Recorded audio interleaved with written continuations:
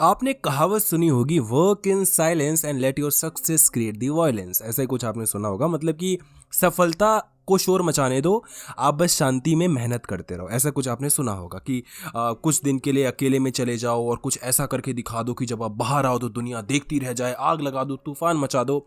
ये सारी चीज़ें ना सुनने में बोलने में बड़ी मज़ेदार लगती हैं, लेकिन एक्चुअल में प्रैक्टिकली कोई बताता नहीं है कि करना क्या होता है।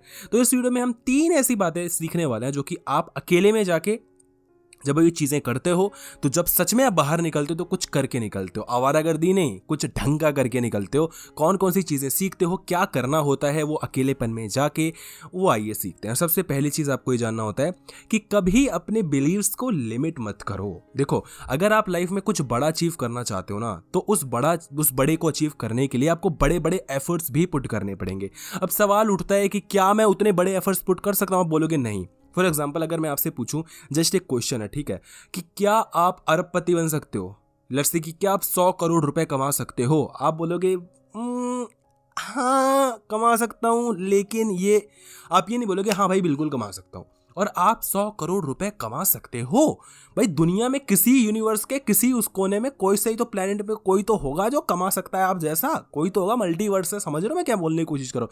कोई तो एक्शन होगा, कोई तो चीज होगी कि आप कर सकते हो, लेकिन उसके लिए जो एफर्ट्स है वो आप नहीं डाल सकते, क्योंकि आपको लगता है कि वो आप डाल ही नहीं पाओगे, क्योंकि जो आपका बिलीफ सिस्टम है वो बहुत लिमिट हो चुका है।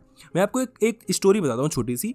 मैं जब कॉलेज में हुआ करता था, तो एक बैकग्राउंड दे देता हूँ कि मैं टॉपर कैटेगरी का बंदा हुआ करता था, कॉलेज टॉपर, यूनिवर्सिटी टॉपर, उस कैटेगरी में आया करता था।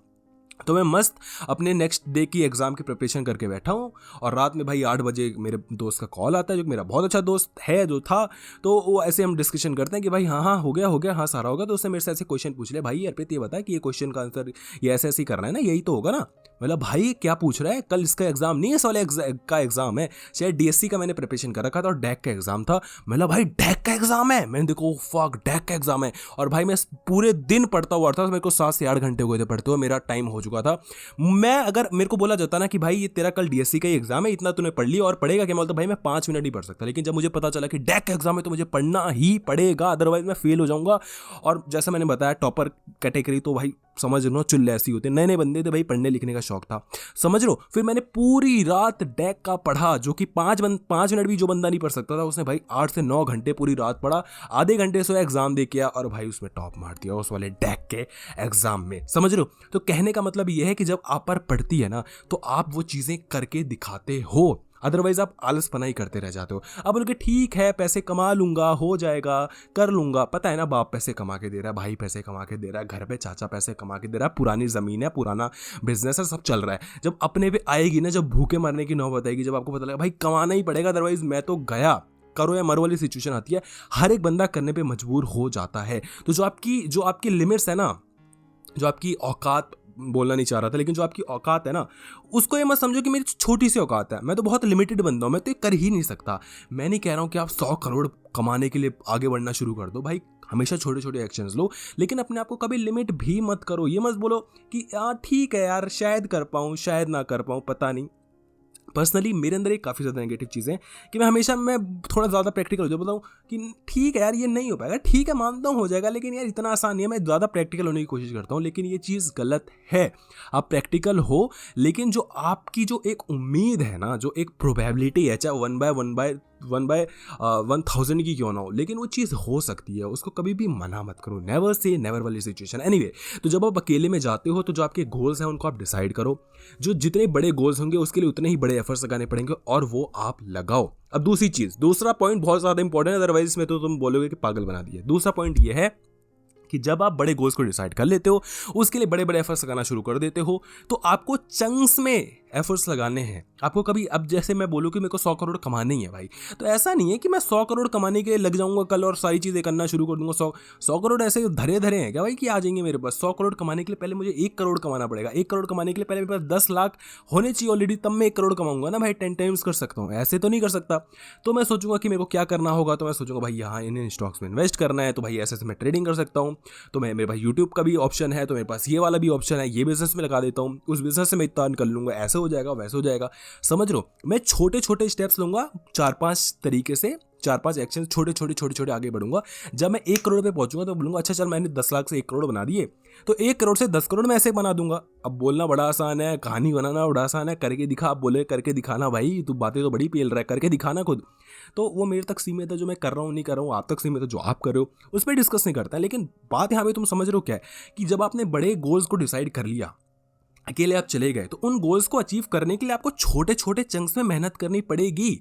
आपको छोटे छोटे कदम लेने पड़ेंगे। एक ही बार में आप पूरा चैप्टर नहीं पढ़ सकते। अगर आप बिल्कुल भी नहीं पढ़ने वालों में से हो तो आपको 1-2 पेजेस से स्टार्ट करना पड़ेगा। उसके बाद पता है क्या होता है, एक 99 का चक्कर होता है कि एक और एक और एक और। तो जब आप कोई चीज़ एक कदम चलते हो ना, तो आप बोलते हो यार एक कदम चल लिया ना, एक और चल लेता हूँ, अच्छा एक और चल लेता हूँ। तो जो वो एक और वाली एक ऐसी आदत लगती है कि आप सक्सेस के पीछे भागना शुरू कर देते हो। फॉर एग्जाम्पल अगर मैं आलसपना करूँ कि यार पढ़ लूंगा यार, अभी एग्जाम आने तो दे, पढ़ लूंगा भाई पढ़ लूंगा। लेकिन जब आप एक चैप्टर पढ़ लेते हो ना 2-4 दिनों में, तो आप बोलते हो यार एक तो हो ही क्या है, 5 चैप्टर टोटल आ रहे हैं, 4 ही तो बचे हैं सब्जेक्ट, कर लेता हूँ ना भाई, एक पेज और पढ़ लेता हूँ ना। तो पढ़ते पढ़ते होते होते आप करना शुरू कर देते हो।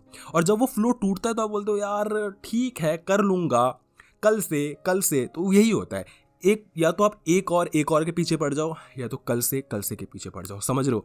तो जो एक और वाली जो है ना आदत, वो आपको सक्सेसफुल बनाती है। कल जो प्रोक्रेस्टिनेशन होता है वो आपको बर्बाद कर देता है। हमेशा लत लगाओ छोटे छोटे एक्शंस की, वो जो लत होती है वो आपको सफल बना देती है। थर्ड पॉइंट कि हमेशा अपने जो एक्शंस हैं उनको स्मार्ट तरीके से लेके चलो। और आपने सुना होगा, इसमें हम ज़्यादा बात नहीं करेंगे, कि स्मार्ट वर्क करो, हार्ड वर्क से कुछ नहीं होता। और ये रियलिटी है।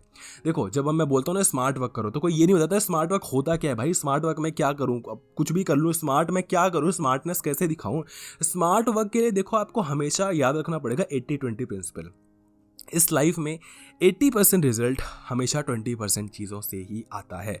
मोटा हिसाब लगाना, ज़्यादा फिगर में मत घुस जाना। इस दुनिया की 80% वेल्थ 20% लोगों में ही होगी।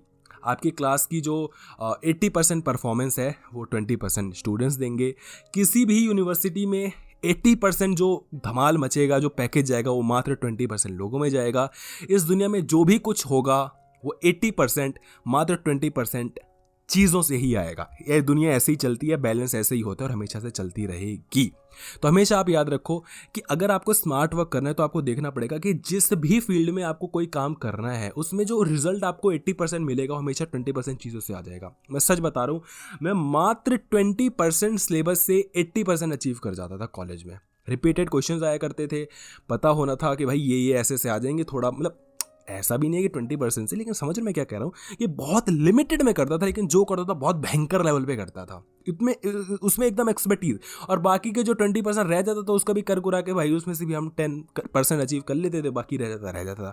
समझ लो? तो आपको कम चीज़ों पर फोकस करना है, लेकिन उन चीज़ों पर फोकस करना है जो कि सबसे ज़्यादा रिजल्ट देंगे। सवाल आता है कि क्या ये मेरे को कोई बता के जाएगा, कितने बजे बता के जाएगा, मैं जगूंगा यार, सोऊंगा नहीं, ऐसा नहीं है ना ब्रो। कोई बता के नहीं जाएगा ना, तुम्हें खुद जानना पड़ेगा, खुद करना पड़ेगा, खुद से आपको सीखते सीखते आएगा। स्मार्ट वर्क हमेशा हार्ड वर्क का जो आउटकम होता है, ठीक? ऐसा नहीं है कि आप बोलो मैं स्मार्ट वर्क करूंगा हार्ड वर्क थोड़ी करूंगा, ऐसा नहीं है भाई। हार्ड वर्क करते करते करते करते आपको समझ में आता है, आप एफिशिएंट होने लग जाते हो, आपको समझ में आता है कि मैं कैसे ऑप्टिमाइज कर सकता हूँ चीज़ें।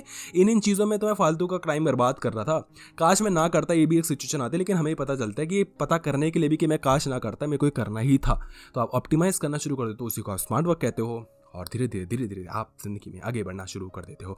आई होप आपको चीज़ें पसंद आएंगी। वीडियो अगर थोड़ी भी अच्छी, वीडियो को लाइक कर देना, चैनल को सब्सक्राइब कर देना, ताकि ऐसी और वीडियोस आपको मिलती रहे। धन्यवाद।